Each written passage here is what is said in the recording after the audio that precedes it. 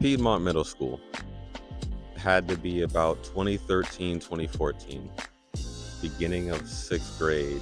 And I don't remember my first day, first few days, or even first week all that vividly, but I do remember being a part of Piedmont's before and after school program.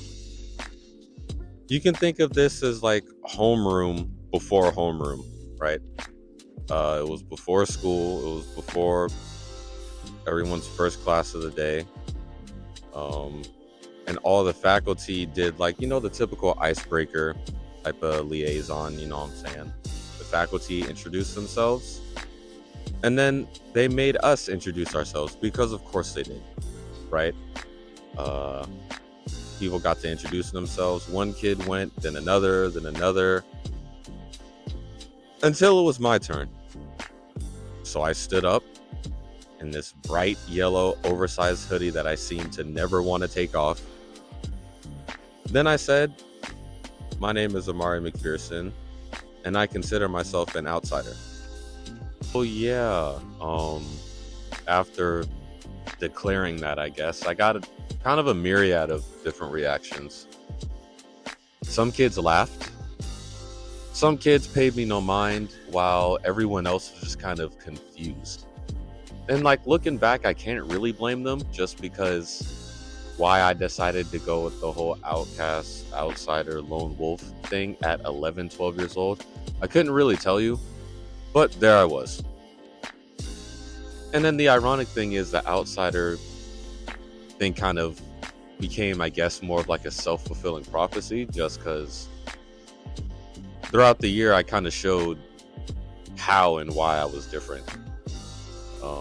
Where everybody was starting to listen to like Rich Homie Quan, may he rest in peace, I discovered bands like Linkin Park, El Nino, and even SR-71.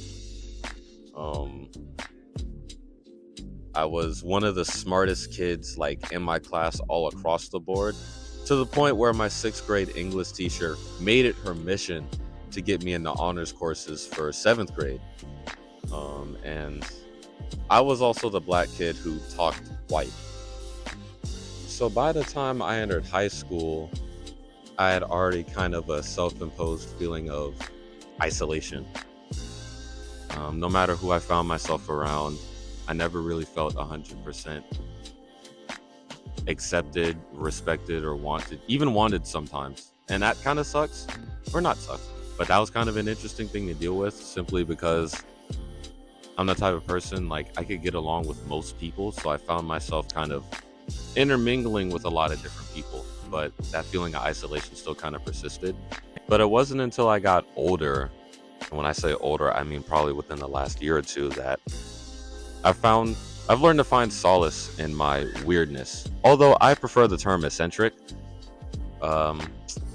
It's being seen as weird can be very liberating if you allow it to be, simply because when you're weird, people kind of write you off.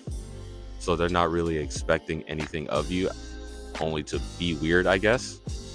So it kind of puts you in a damned if you do, damned if you don't type of ordeal. Realizing this kind of allowed me to do whatever I wanted, to be honest. Not necessarily free of judgment, because people are going to judge regardless. But again, if I was going to be seen as weird, anything that I do and anything that's associated with me is going to be seen as weird till it isn't, you know what I'm saying?